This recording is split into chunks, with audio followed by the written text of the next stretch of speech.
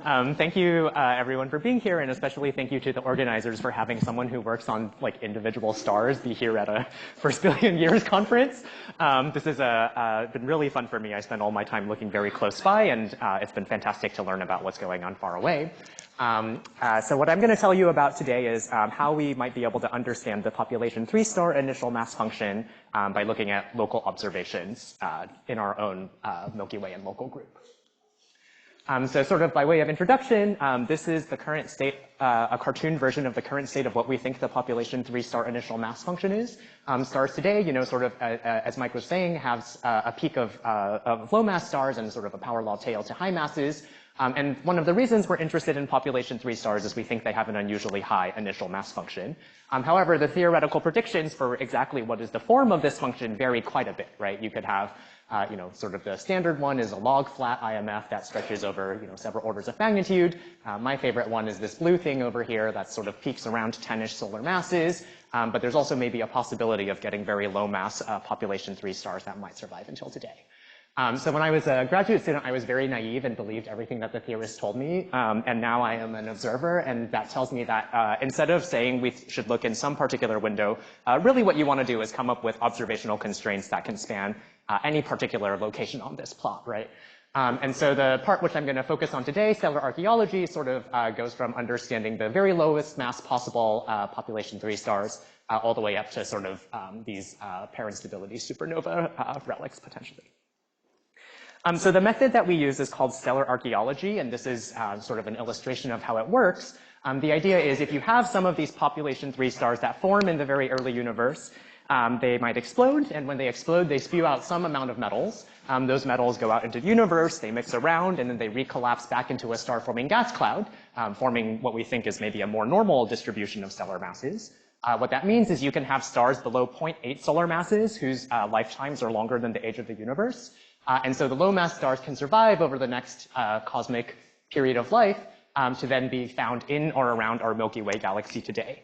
And so by looking around in sort of this archaeological approach, you can find the most metal-poor stars, which should form directly after after Pop 3 stars, and then through that learn about the properties of this star-forming gas cloud, and thus indirectly about the properties of the very first stars. And just sort of to illustrate that, we've been talking about sort of these extreme, like very bursty, high gas density things. The systems that I'm thinking about are more normal, I think, more normal star formation. So this is a zoom-in simulation of the assembly of our Milky Way galaxy, where I've tagged yellow things as basically the centers of molecular cooling halos, and the red things are the centers of atomic cooling halos. You can see that over time, you know, you form all of these Pop 3 stars and their relics, and over time they accrete into the Milky Way over here, and the vast majority of these stars seem to be deposited basically inside of our Milky Way stellar halo, and so that's what we are looking for and trying to understand. And I think, yeah, I just want to emphasize, I don't actually have a good sense of like how different this environment is from sort of these high redshift JWST galaxies, but that's maybe something for discussion later. Okay, so how do we find these most metal-poor stars around the Milky Way? These days, there's basically 2 main approaches. One of them is using photometric metallicity, so you can take a narrowband filter around the strongest metal lines inside of a star, which is the calcium H and K lines. This was pioneered by the SkyMapper survey. The Pristine survey sort of figured out, like, oh, you don't want a wide filter, you want a really narrow filter. And so now there's several surveys, both in the north and the south, basically taking these very deep narrowband images to find stars that are bright in this particular band. One of the things that's really been revolutionary is there's a Gaia satellite. That's basically what's nerd sniped every single person who works on stars for the last few years. And they gave us actually all sky spectrophotometry down to about 17th magnitude. And so now we basically have a metallicity of every star brighter than 17th magnitude in the sky, which is pretty cool. The other way that you can do this is just brute force spectroscopy. So things like Lamoste and DESI are getting millions and millions of stars just by chance. Sometimes they find one of these most metal-poor stars. And then other surveys sort of have a combination of this brute force approach as well as sort of following up photometrically selected objects over here. So this is tons and tons of work, which I won't really go into, but the idea is we have ways of finding lots of metal-poor stars. Once you find one of these stars, then you actually then want to follow it up with high-resolution spectroscopy. To give you an idea of the scale over here, this is sort of, you know, a 100-ish angstrom window around the calcium H and K lines on the right over here. And this is like R of 30 to 50,000 spectroscopy that we're doing over here. So here's a spectrum of like a -1 star, which I consider unimaginably metal rich and might as well not exist. These things over here, this is like a, -2.7 star. That's like a respectable metallicity. We would never touch this thing for stellar archaeology. It's too metal rich. So the types of objects we really are most interested in are things with metallicities that sort of get down, 10 to the -4 solar, even down to lower than that if possible. I'm going to get to that in 1 second, yeah. And so I think one of the things that becomes very clear, I guess maybe one thing to note is the equivalent width of this calcium K line is 0.1 angstroms, which is insane. But you can see all of these other absorption lines over here. That's actually molecular carbon that we see inside of the star, and that will end up being one of the defining features of these things over here, which makes this whole process very complicated, as Joe was alluding to. So I think some just basic numbers of sort of the state of the art today. This is based on the Saga compilation, which is sort of a literature compilation of metal poor stars. So far we know of order 50-ish stars with iron abundances less than 10 to the -4 solar. There's about 750 stars with metallicities less than 10 to the -3 solar. These things are now so boring that I don't even bother to follow them up when we find them, which is kind of insane. These are just stars that have high resolution spectroscopy and thus therefore detailed elemental abundances of different elements. The lowest iron star is, I just showed you on the previous slide. It has no detected iron lines at the level of less than 10 to the -7 solar iron abundance. But on the other hand, it's chock full of carbon and oxygen. So this is a very high overall metallicity star at -2.5. The lowest overall metallicity star is still held by this star discovered in 2011 by Elizabeth Kavli. And that has a total metallicity. We don't detect carbon and oxygen, and so we can only set an upper limit of less than about 10 to the -4.2. I told people earlier this last week that it was 10 to the -5, and I got that wrong. So it's 10 to the -4.2. And to this day, we still have not found a star with zero metallicity overall. And what zero metallicity to me means is less than metallicity of 10 to the -7. You can fight me later if you want. Okay, so the most important thing that we've understood, and we've known this for like 20, 30 years even, is that as you start going to these very low iron abundances, the predominant signature that you see is something called a carbon-enhanced metal poor star. So the x-axis over here is iron abundance of a star. The y-axis is the carbon abundance of the star. So there's some boring stars over here that we've found. And sorry, the stars that are plotted here have a carbon to iron abundance that's over 5 times the solar ratio. We're ignoring the ones down here. These stars over here, they're kind of boring. We figured out that they're all in binaries. They're consistent with just having AGB mass transfer onto them, so we just ignore those stars now. And the stars that people are interested in for understanding population 3 stars are these over here. They're called carbon-enhanced metal poor stars with no neutron capture element enhancement. You can ignore all of that. It's just these, very low iron abundance, low carbon stars, or high carbon stars. And they actually sort of roughly fall into 2 categories. There's sort of this category of stars, these things that have almost no iron, but actually quite high abundances of carbon and oxygen. And then this sort of more normal population, which still has very large enhancements of carbon, but sort of I would call them sort of a tail of this distribution, which is not plotted over here. The reason that this sort of showed up immediately is that as you step down in metallicity over here, in iron abundance, I should say, what you see is that the fraction of stars that are above this line climbs precipitously. So at this point, if you look at all of the stars less than this, iron abundance of -3, about 40% of those stars have enhanced carbon abundances. And as you go down below -4, then something like 80% of those stars have enhanced carbon abundances. And so this is the empirical signature that people have been looking for some time. That's sort of characterized much of the work over the last 20 years. I should say that we focus on carbon basically just because it's the easiest element to detect. But in fact, it leads all of a bunch of other elements, right? And unfortunately, not in a helpful way. So I just pulled out 2 illustrative stars over here. This is a star that has a carbon to iron ratio of like +4. You can also see we've measured nitrogen in the star. There's more nitrogen than carbon, or normalized to solar. And then we also measured oxygen over here. And here, oxygen is less than carbon and less than nitrogen, actually quite enhanced nitrogen.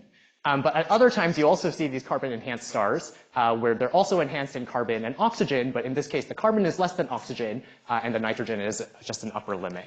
And so we see every single possible permutation of these things. If you want to be looking for population 3 signatures in some sort of gas, you really need an iron abundance because, like, relative to oxygen, things do everything. About half of the time, these elements are also followed by sodium, magnesium, and aluminum, and the other half of the time, they're not. So it seems like there's some stochasticity there. So the question is, like, broadly, where do these signatures come from? And I would say that there's the two most popular things are indicated over here. I'm going to do my observer animation over here. So the most common type of thing is called a faint supernova. The idea is you set up your onion skin nature of a massive star. This center over here begins core collapsing. In the process of the core collapse, the center of it sort of gets all mixed up. And then the supernova explosion happens, pushes out sort of all of the outer layers of the star, and then all of the inner layers of the star fall back onto a massive black hole remnant. So you can see how you would get a whole bunch of carbon, nitrogen, oxygen, all of the outer elements. Sometimes you might get sodium, aluminum, magnesium, and then, but all of the heavier elements sort of go into the black hole.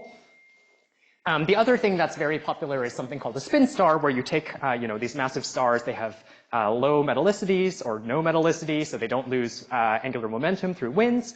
So they might end up rotating very fast. What that does is introduces meridional say that word, circulation inside of the star that mixes hydrogen into places where it shouldn't be. It brings carbon and nitrogen and oxygen up to the surface. What that effectively does is it increases the nitrogen abundance, decreases this isotopic ratio over here. If you're a metal-rich star, you have enhanced S process. And basically through this process, if you manage to shed the outer layers of this star in some way, you might get a carbon-enhanced signature as well. And I think there's lots and lots of other things over here which I haven't described, lots of other proposals. But these scenarios, I think the reason people like them is they seem especially likely if you have these metal-free stars, right? They're going to be very compact. They're probably going to be very rapidly rotating, and so these are natural processes that you might expect for massive metal-free stars. So that's the big picture summary of like what's we've learned sort of over the last 20 years. So I thought I might update on a couple of things that we've learned about carbon-enhanced stars in recent years. One of them is we've now basically looked at frequencies of these carbon-enhanced stars in all different possible environments. We went to the smallest dwarf galaxies. Those look like the Milky Way stellar halo. We went to higher mass systems in classical dwarf spheroidals, in the Large Magellanic Cloud, and in the Bulge. And we found that they seem to actually have a lower incidence of these highly carbon-enhanced metal-poor stars. Stefania will talk about, I think both Keith and Stefania will talk about this. This, as far as I can tell, seems completely expected theoretically, actually. So the different environments are matching our understanding. The other place you might be interested in looking at this is inside of the first star clusters. We have this, I am currently obsessed with these very low mass, very compact objects around the Milky Way. We call them ultra-faint compact systems. We used to call them ultra-faint star clusters, but now we don't know what they are. So these things have less than 1,000 solar masses and sizes less than 10 parsecs.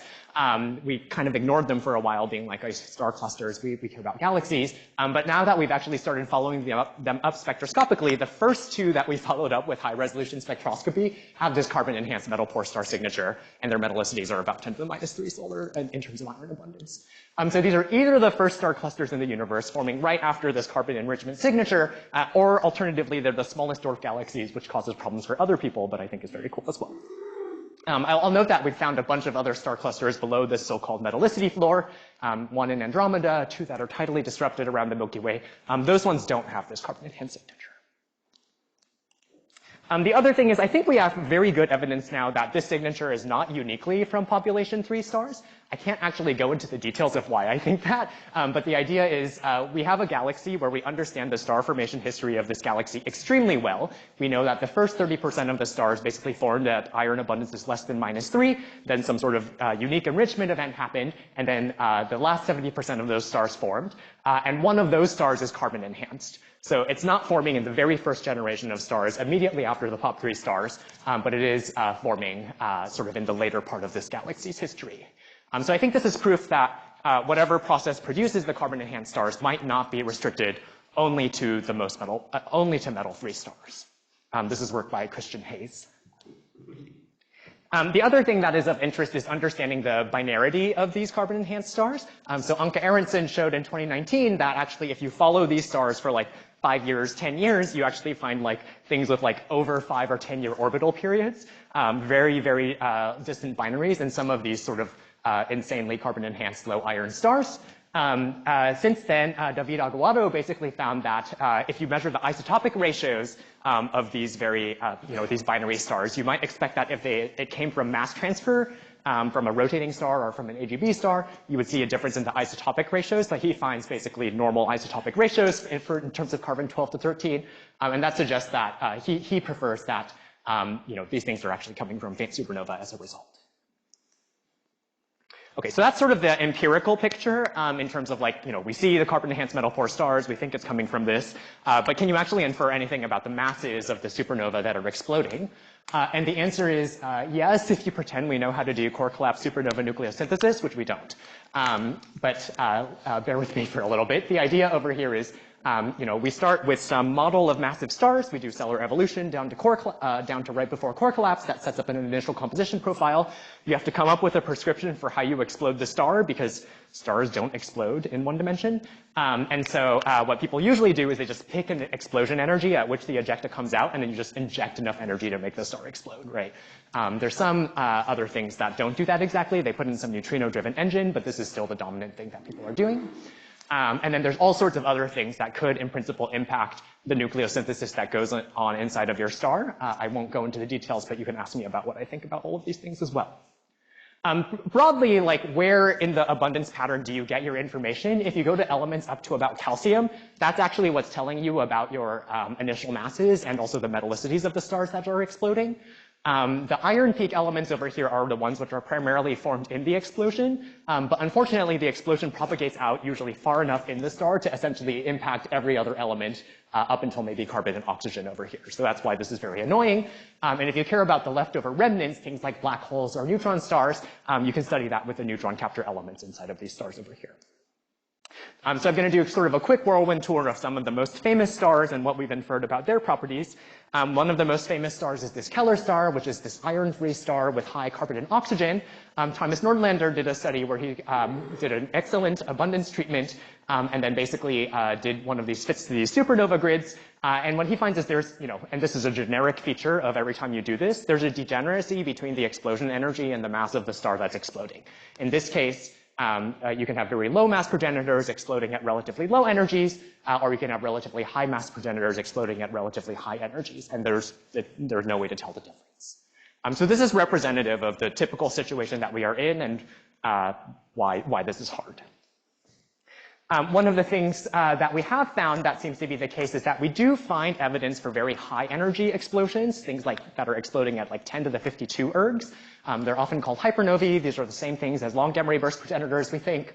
So this is an example from Alciskola inside of a dwarf spheroidal galaxy Sculptor. This star has overall iron abundance minus 4.1, and it also has relatively normal carbon abundances, so that's actually the metallicity. And a whole bunch of studies have found that we do tend to find these things around 20 to 25 solar masses exploding with like 10 to the 52 ergs of energy. That seems to be the best interpretation for these types of stars. We've also found sort of a -4 star inside of the Large Magellanic Clouds. This was done by Ani Chidi. And this I sort of want to use to illustrate a point over here, which is that there's actually a physical constraint when you're fitting all of these supernova yields based on the explosion energy that you force your star to explode with. If you take a 10 to the 51 erg energy explosion, you're not allowed to dilute all of those metals into 100 solar masses of gas, and that's what a lot of people do. And so anything below this dotted line over here is basically you're diluting into an unphysically small amount of hydrogen. And so once you remove all of these things over here, that can actually qualitatively change the interpretations that you get from this type of interpretation. So that's just sort of, I want to put that out there. Then there's another question, which is like, okay, we've been mostly looking at these most iron-poor stars. Is it possible that we are biased in some way against catching all of the stars? And I think the answer actually is yes. So we found this star over here by chance inside of the Sloan Digital Sky Survey. We were actually looking for accreted dwarf galaxy stars, but then this guy showed up with a composition that we had never seen before. It's quite iron-rich. Its iron abundance is like minus 1.8, but it has such low abundances of some of these other elements that we think it's over 90% of its metals are coming from an individual supernova. It actually turns out that the best fitting model is something like a 50 to 100 solar mass star with a high explosion energy in this regime over here, where if you just take what you think neutrino-driven engines, if you think what they should do, they don't make stars of this mass explode. There's just not enough energy that comes out. So you have to invoke something like rotationally driven jets to actually make the star explode. And so we think that there might be some sort of, we might be missing stars in this regime because they only explode rarely through very extreme powered events. Okay, so with all of these caveats of degeneracies and the fact that we're probably missing some set of stars in Centra, the question is, okay, if you just take all of the stars that we have and just fit their abundances, what do you get out? I think you should, thank you. I think you should never do this, but people do it. And so this is what you get. So this over here is a inference from Fraser et al. They took 30 of the most metal-poor stars, do this supernova fitting game, and it turns out that you infer most of the stars are relatively low mass, less than 20 solar masses, and a few of them could be consistent with high mass stars. If you think about that, that's basically a salpeter slope, right? So minus 2.3. On the other hand, if you look at work by Miho Ishigaki and the Japanese group, they did a much more treatment of the more careful treatment of the explosion energies, but had a much less fine grid of stellar masses over here, and they find something that's sort of log normal like this over here, where essentially most of the things end up being fit by sort of 25 solar mass hypernovae. But this is where the sort of dilution constraint ends up being very important. So Mattis Mag showed that if you actually then introduce this energy to gas mass threshold, you actually end up with something that I think looks much more salpeter-like over here as well. So if you were to guess what the initial mass function is based on the observations we have right now, I think the evidence is closer to salpeter. But again, I think we were missing a lot of the stars at these higher masses over here because they may not be exploding. And so we can talk about why I think that's an interesting thing to study later. Okay, in the last couple minutes that I have, I want to touch on two other mass ranges. One of them is pair instability supernova over here. So pair instability supernova are great. If you take a 140 to 260 solar mass star, the center basically undergoes a dynamical instability due to pair production, and then the entire helium core basically turns into metals, which is great. This has a unique chemical signature, a very strong odd-even effect due to the very low neutron fractions in a star of that mass. And then it turns out because you produce so many metals, they should end up with quite metal, for me, metal-rich stars, metallicities of minus 2.5 to minus 2. And that's actually outside of the range where we'd normally be surveying with high-resolution spectroscopy for metal-poor stars. And Stefania will show that even finding a partial contribution to one of a pair instability supernova is extremely important. On the other hand, there have been two claims so far that a pair instability supernova, like a pure signature, was detected, and they're just both wrong. So one of them was done in 2014, and that was shown basically if a more careful consideration of the existing models would have disproved it.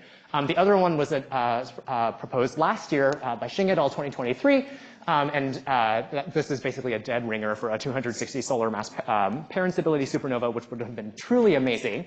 It was so amazing that two groups basically said, let's get another spectrum of this star and see what happens. So Alscher School of Dotter, and then our work with Will Cerny and Pierre Thibodeau basically showed that if you actually get a new spectrum and reanalyze it more carefully, the abundance pattern just doesn't match at all from what they claimed originally. I can talk about the details of that, but in short, it's actually a very nice, clear indication of a low mass core collapse supernova, as we have seen so far.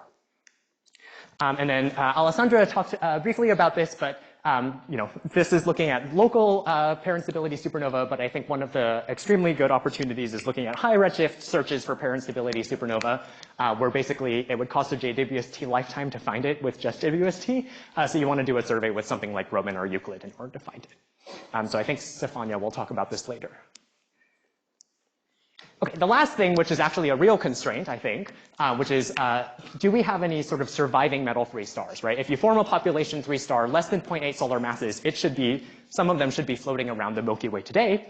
And so several people have sort of created models for what is the number of surviving population 3 stars like inside of the Milky Way galaxy under sort of different assumptions for the low mass end of the initial mass function.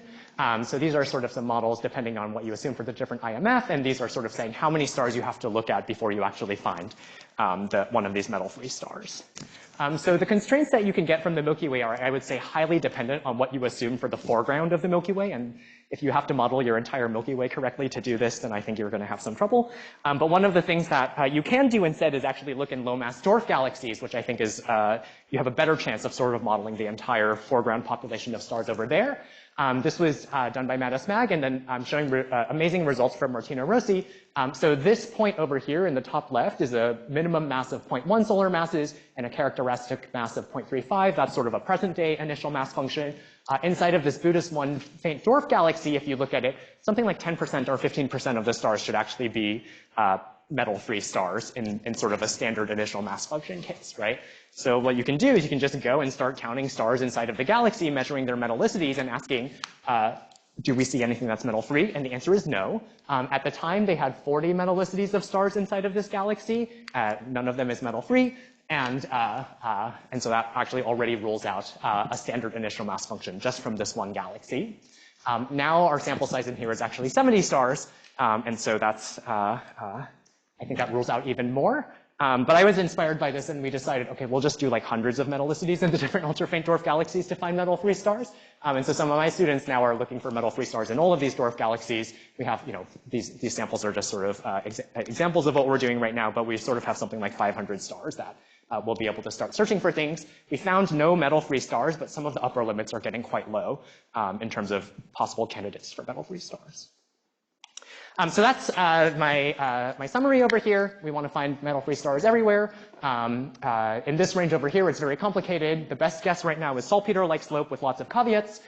We have not seen any evidence for parent stability supernova, and we have not found any metal-free stars, but that already tells us that the metal-free initial mass function has to be different from today.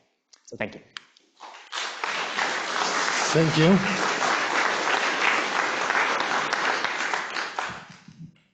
Get some help again.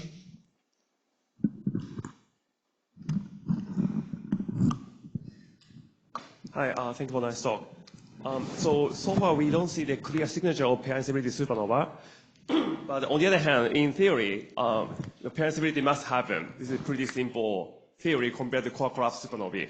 So I'm wondering the kind of subsequent contaminants, right? So instability happen, then explosion happen, and you have some even odd signature. But if you have more subsequent pollution, so how many explosions do you need to smooth out the interesting signature? Yeah, so if you sort of do an estimate of how quickly you erase the signature, it's basically immediately. So it's very, very difficult to keep the signature. I think Stefania will talk more about trying to find intermediate cases, and that's much more promising. I completely agree.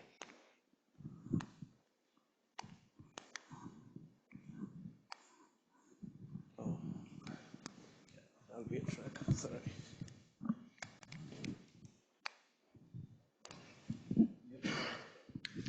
Thank you for that great talk. So I'd rather have a naive question. So you mentioned that you don't see population 3 stars that have survived to the present day. But one of the things we see in numerical simulations of population 3 star formations, we can't not get low mass stars forming, some of which escape the potential well of the cluster. Yeah. So what do you think might be happening, and why do you think we don't see any of them today? Well, I guess that's really a question for you, not me. What I said, I mean, so this is, this is inspired by other people, but I was like, at first, oh yeah, we'll never find a metal-free star in our universe because we shouldn't make any. And then people said, well, why don't you look for them anyway? And we don't find them, and in sort of an interesting constraint way, right? So I think the question is like, if you produce something where like the cutoff, you do make these things over here, but it's like an exponentially suppressed cutoff. How many total POP3 stars like this should you find inside of the Milky Way? If you can make predictions for that sort of thing, I think we don't expect a peak like this, right? We don't expect a Chabrier IMF for this type of thing. But yeah, that's why we're looking. yeah, it might be possible, but we don't see any yet. Dina? Thank you for the very nice talk. So I think I missed the point that you made regarding that not all CMP stars are POP3. You said, I didn't understand if it was based only on the age of the star or something else. Yeah. So yeah, I totally skipped over the details of this. So thanks for giving me the opportunity to say a little more about this. So this is a galaxy. It's 10 to the 4 solar masses. We've like completely canvassed the galaxy over the last 10 years. We have a detailed star formation history. We have like 120 stars in the metallicity distribution function, and we have like the whole chemical evolution track.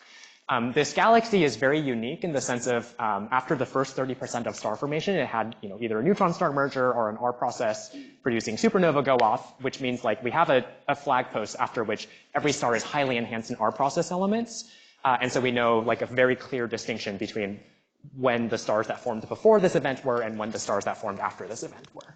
And so the first 30% of stars are the ones without the R process signature. That we don't see, they're not carbon enhanced stars in that regime over there.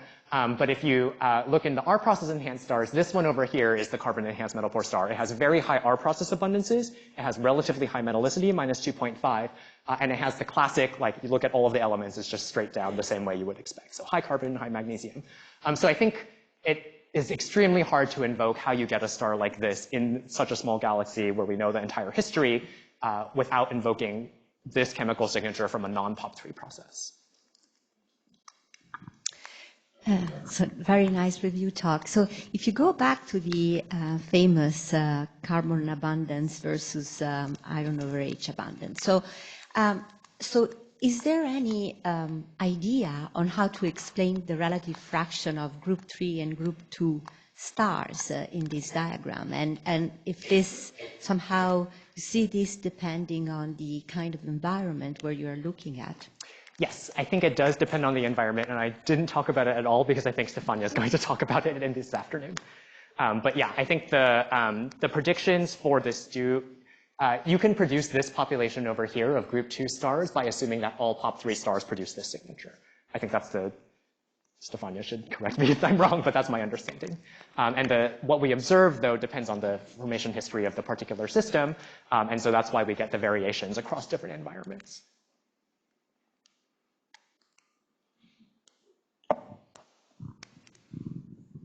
This is maybe completely stupid, but I have to ask it. Yeah. Have you looked at, is there anybody looking at like the new population of like halo brown dwarfs that have been found in these surveys to see, because like with the ones we're finding, they're low metallicity, but they're probably low metallicity that you find boring. But like this is something where, like I wonder if these things exist, maybe at these very low masses. Yeah, so the most extreme metallicity I've seen for one of these halo brown dwarfs is -1. Yeah. So unimaginably metal rich. I might be wrong. There might be some that are more metal poor, but yeah. I wonder if maybe there's something where the signatures of what like when I'm looking for them, like that I need to look for different signatures because I don't do brown dwarfs. Yeah. I mean, so the spectra of a brown dwarf with no metals would look very different, right? I think that's one of the things that's clear because brown dwarf are completely molecular dominated spectra, and so I don't know if anyone's done a theoretical atmosphere of a brown dwarf. Someone should do that. Yeah, exactly. Because like these things should be, there's a lot of these out there, and we now have enough area to find a lot of these sources. Anyway, thank you. Yeah.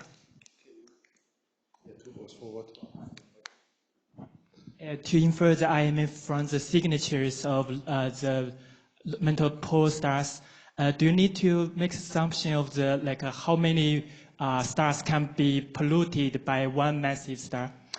Yeah, that's a really good question in terms of sort of the independence of right now we just assume it's completely independent. So this is why I got into this game and then I got out of it because I was like completely frustrated by this, which is that you run something like this and you realize everything comes in some sort of cluster, right? And so what I ended up deciding at that time, I think maybe too naively, is like I will never look for these things inside of the halo. I can only look for these signatures inside of the ultra-faint dwarf galaxies because there's no chance that you have no constraint on sort of this sort of multiplicity question or sort of cross-contamination or anything like that, but you can only do it in these like nice little pristine things that have fallen in. And so I think that's true still, which is that it's very pristine here, but the hope is that we might be able to do enough hierarchical modeling of the Milky Way to to get a sense of that. But the number of, so we have some constraints on this now in the sense that we can look for dynamical correlations. You know, with Gaia, we have like 3D all-sky proper motion, so you can look at those things. They are not correlated. It just seems, you know, these things fall in so early that they're completely phase mixed and just, you have no idea what their prior correlations were. So, so that's going to be really hard. Yeah, so I think for this type of statistics, you ideally want the cleanest environment possible to do that type of study in, but that doesn't mean we shouldn't do the halo studies as well. Okay, one more.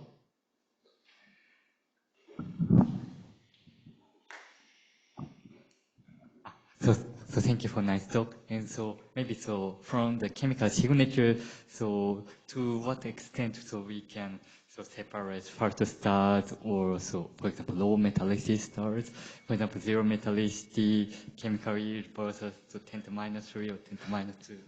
Yeah, that's a great question. So can you actually tell the difference between a massive population 3 star and a massive 10 to the minus 3 star chemically? The answer is not really, right? So I think the, gosh, come back here. So, you know, qualitatively, some of these elements over here tell you something about the metallicity of the supernova, assuming that the mass distribution is the same, right?